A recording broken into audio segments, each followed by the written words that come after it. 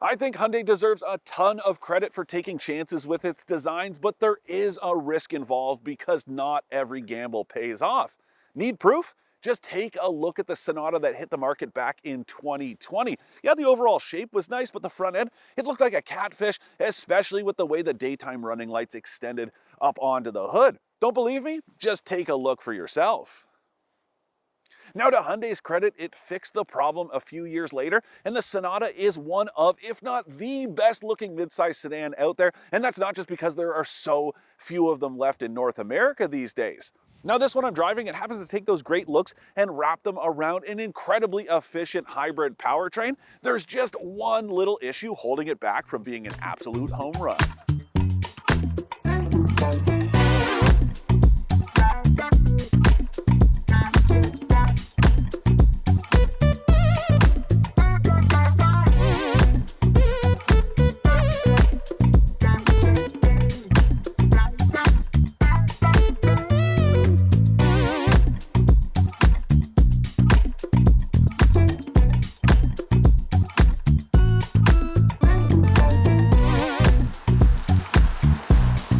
For more expert car reviews, don't forget to share our channel and subscribe so you can catch some of this and maybe even a little of that. First, let's talk a little bit about the state of the midsize sedan market. And to kick things off, I'm going to ask you to close your eyes and picture a generic car. Now, I'm not a betting man, but if I were, I would probably say that it looks a lot like this 3-box design with a long hood and a long trunk. This is sort of the archetype of what a car should be, which is kind of ironic considering how few of them are left on the market. If you take a look at midsize ones like this Sonata, there are only 3 left: the Toyota Camry, the Honda Accord, and this Hyundai Sonata. Yes, there's probably 4 if you include the Toyota Crown, but that's not the point.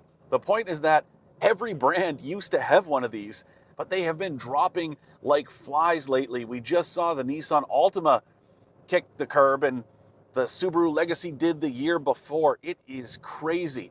But the good news is the ones that are left, they are very good, including this Sonata, and yes, this Sonata Hybrid.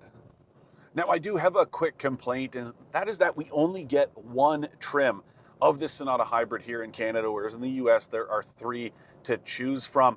This is the entry-level trim, the same as the gas-powered version of the Sonata, although that has all-wheel drive and this one doesn't. So there it is. That's the thing I mentioned off the top that is holding this thing back from being an absolute home run. And to be perfectly honest, I don't think it needs all-wheel drive. It certainly doesn't replace a good set of winter tires, especially this time of year. You need to drive according to the conditions, but I know a lot of people out there are going to take this off of their shopping list because it doesn't have all-wheel drive, and that, I would say, is a mistake. But getting to this trim in particular and what it comes with, no, it isn't fully loaded, at least not by today's standards established by Hyundai as well as its sister brand Kia. But there is a lot of good stuff here. You get leather upholstery, heated and ventilated front seats, a heated steering wheel, this 12.3-inch touchscreen.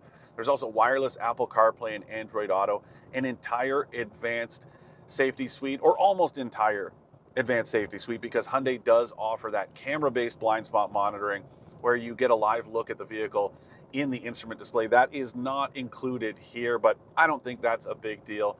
There's also no phone as key functionality here like you get in the top gas-only trim. So you can't unlock and start the vehicle with your phone. But there's still keyless entry. There's still proximity sensors on the door handles, so I don't think it's a problem.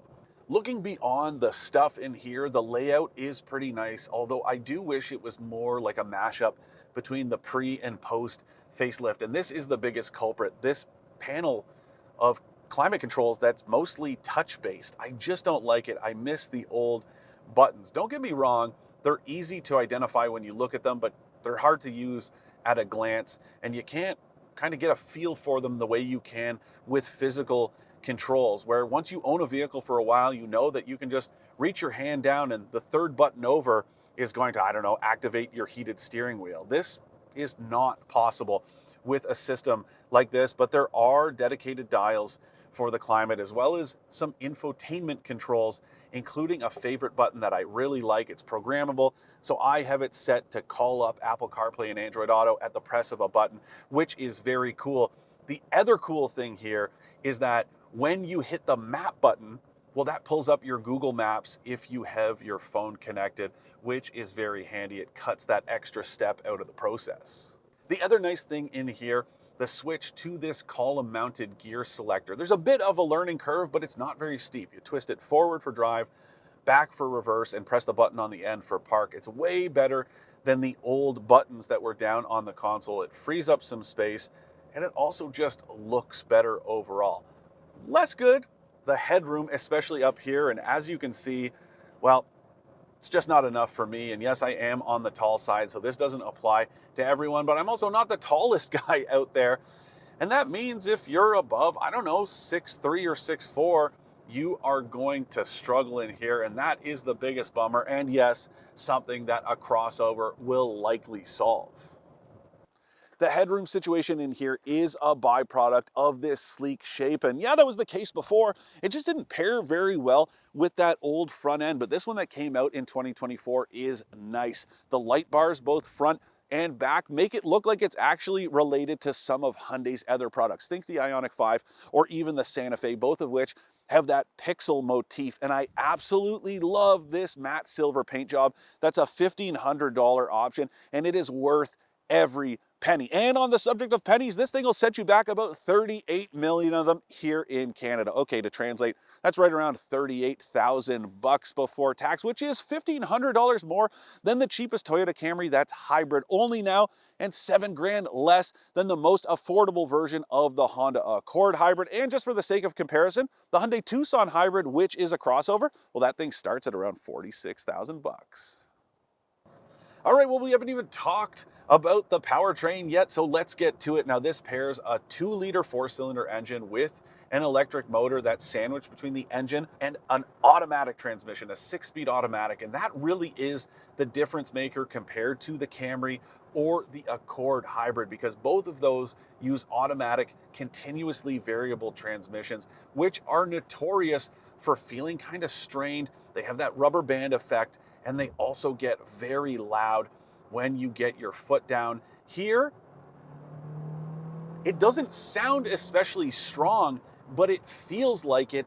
And more importantly, it feels more conventional. It feels like a gas-powered car. You can feel the transmission shifting through gears, not simulated ones like a Subaru CVT, which is good, but not as good as this. There's 192 net horsepower, so not a ton, but it feels more than strong enough in this application. And more importantly, this thing is exceptionally efficient. Now, it's officially rated for 5 liters per 100 kilometers, which is a little bit better than the Accord, and similar to the only front-wheel drive Camry trim. But I was doing better than that earlier this week. Now, yes, the temperature dropped. We've had some snow. That has put the numbers closer to the official average. But earlier this week, when I went for my evaluation drive, just over 200 kilometers, and I was burning 4.6 liters per 100. That is incredible. The steering feel also isn't so bad. It's better than the Camry as well as the Accord. You can actually tell what's going on and which direction the front wheels are pointing. Ride quality is nice too. Low speed damping isn't great, but once you get beyond city speeds, it is excellent. I also love the regenerative braking because it is selectable. You use these steering wheel paddles to adjust through 3 different levels. So if you want just a little bit more regen, recapture some of that kinetic energy that you would lose when you're slowing down, well, you can dial it up by pulling the paddle on the left side of the steering wheel through the 3 levels.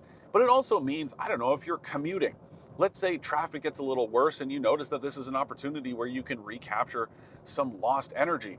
Go ahead, crank it up to level 3, and then once traffic clears, shut it off or lower it to level 1 so it isn't quite as aggressive. You're seeing this more and more with conventional hybrids like this one, and I really like the inclusion of it because it also makes the experience behind the wheel just that much more engaging. It sort of gamifies the experience a little bit, and it's just one more way that the Sonata has gotten better with time. To recap, I like the Sonata's styling as well as its incredible efficiency and the adjustable regen braking. I don't like the cramped headroom, especially up front, the touch controls for the climate system, or the lack of all-wheel drive.